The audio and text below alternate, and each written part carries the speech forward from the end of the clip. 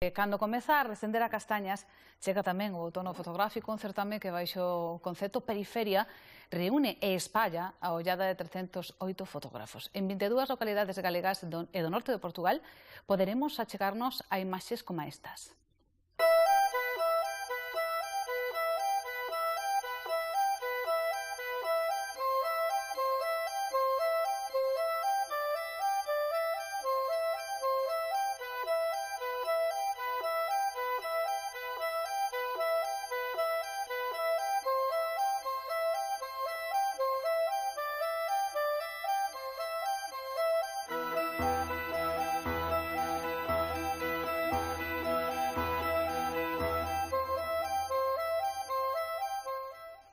Moitos fotógrafos e ata 87 exposicións que intentarán achegar a través deste grupo que é o Outono Fotográfico achegar, decía eu, a obra de todos estes artistas ao público, porque de eso se trata bastante, non?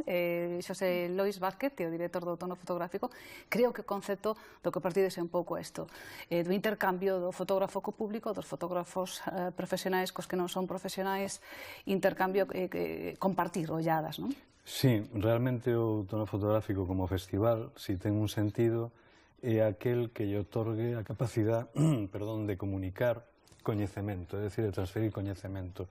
Si non, como comprenderás, hoxe en día hai miles de millóns de ciudadanos no mundo que fan fotografía cos smartphones, e si ten algún sentido que nos filtremos dende unha óptica determinadas exposicións e que acollamos a outro grupo importante de amateurs é para crear unha mostra que sea significativa da cuestión fotográfica, do estado da fotografía en este momento e, polo tanto, do estado de un dos instrumentos máis importantes de coñecemento que ten o ser humano.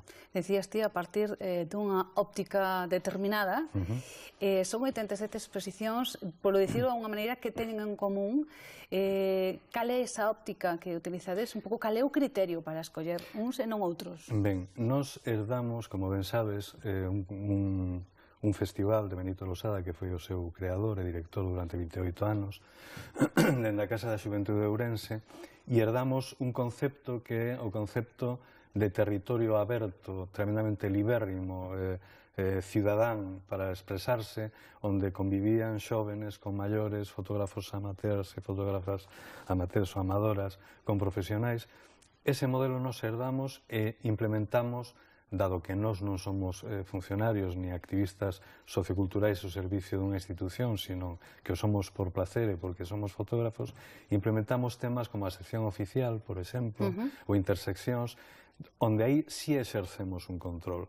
É dicir, esa parte do Outono Aberto sigue viva, porque nos interesa que ese aspecto siga vivo, e entón, en esa outra parte, onde establecemos un tema, periferia, como ti ben decías na presentación, e onde sí temos unas tendencias. O programador Víctor Nieves, que é o curador desa sección, mantén uns criterios para invitar a uns artistas e outros non. Son uns criterios que ademais compartimos, que teñen que ver co corpo como fonte de expresión e, polo tanto, como reivindicación de género, por exemplo, que teñen que ver coa paisaxe non vista como algo estético, formal, que é moi saludable, non o nego, sino como transmisora de sentimentos e de intuicións, como se foran persoaxes. Entón, aí coincidimos en algo que non está perfectamente definido, pero que vemos que ao longo destes, iba a decir 5 anos, realmente con un curador de sección oficial e con Víctor, o equipo está formado en de fai 4, porque o primeiro foi de tránsito entre Benito e nós, e entón aí se está formalizando, se está exercendo unha curadoría que sí ten unos intereses, pero creo que eso é o que pode aportar de interesante o festival. A periferia que vos propoñedes non é a periferia que todos podemos entender a bote pronto, a zona que rodea unha cidade, senón que é unha periferia moito máis ampla, con contornos que poden ser moi diferentes. De feito, hai unha mostra que periferia, precisamente, da colección Alcobendas, onde facedes unha escolla de algunhas das obras que ao mesmo tempo pertencen a unha das coleccións máis importantes de fotografía contemporánea de España. Sí, aí hai un exercicio, si ti queres, intelectual, que se convirte en algo formal, porque son extraordinariamente importantes as fotografías. Estas que estamos vendo, por exemplo, son algunhas das fotografías desa colección Alcobendas, que dicir que é un percorrido tamén pola historia da fotografía en España. Sí, por exemplo, estamos vendo agora mesmo concepcións do que é a posta en escena, do que é a gran mentira, entre comiñas, da fotografía, o que é a invención, a fabulación dunha alternativa á realidade, estamos vendo imágenes nas que esa realidade está absolutamente, o sea, é neta que está creada, ese concepto sale, vamos, se ve inmediatamente, entón, eso nos interesa da fotografía, esas periferias, o que non é central. O que non é central. O que estamos vendo, obviamente, na colección Alcobendas son traballos de fotógrafos, xa consagrados, xa moitos deles que son referentes para outros fotógrafos novos, que tamén teñen sitio no outono fotográfico. Por exemplo, Eva Díez, que foi, ademais, a gañadora este ano do Premio de Fotografía Contemporánea, con esta serie magnífica na que lle daba vida ás casas xa abandonadas, que estamos vendo algunhas fotos delas. Renacer son casas encantadas, pero que ao mesmo tempo impoñen respeto, porque hai como unha vida interior. Efectivamente, Eva Díez, xunto cos outros 3 gañadores do Premio Galicia de Fotografía Contemporánea destas 2 edicións anteriores, son 4 das exposicións das que nos sentimos orgullosos, porque creamos o premio, que patrocina a Diputación de Lugo e a Secretaría Xeral de Cultura da Xunta de Galicia.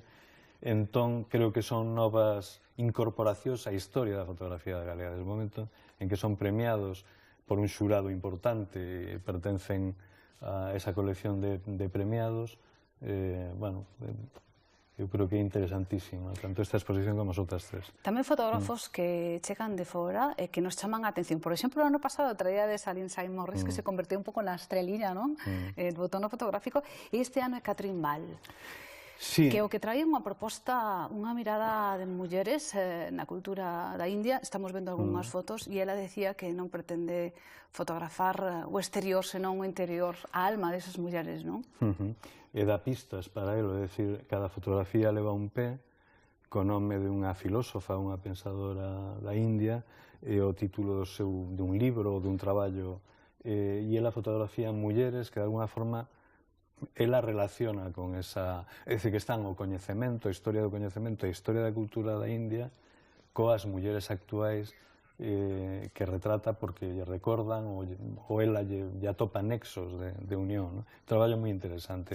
Entre os galegos tamén, Manuel Sendón. Eu vou te apurando porque quédanos un minuto. Sí, me parece moi ben. Eu quería tamén falar un pouco da exposición de Manuel Sendón, que se fixa en outro tipo de periferia ben distinta, que se vai ao campo e que nos fai pensar neso que algúns chaman feísmo e que para él non é feísmo, senón que é reciclaxe e ecoloxía e outra maneira de entender o mundo. Sí, Manuel Sendón, que este ano nos moi grato que este no outono fotográfico, porque xunto con Benito Losada e Eduardo Ochoa comezaron 3 liñas coa Fotobienal, a Bienal de Lugo e o outono fotográfico do que foi a historia da fotografía nas últimas 3 décadas. E aquí fai unha reflexión que é interesantísima, que é a reasignación de significado e a reivindicación de algo que xa decía Bois, que todo home é un artista, é dicir, que de alguna forma a todos nos gusta reinterpretar e fabular sobre a realidade. Xosé Luís, non temos máis tempo, sinto moito. Estaríamos aquí toda a tarde falando e vendo fotografías, porque, como vos decía antes, hai ata 87 exposicións distintas, delas 27 están na sección oficial, e é sempre un placer recibir a xente do outono fotográfico. Grazas por vir. Gracias a ti por invitarme.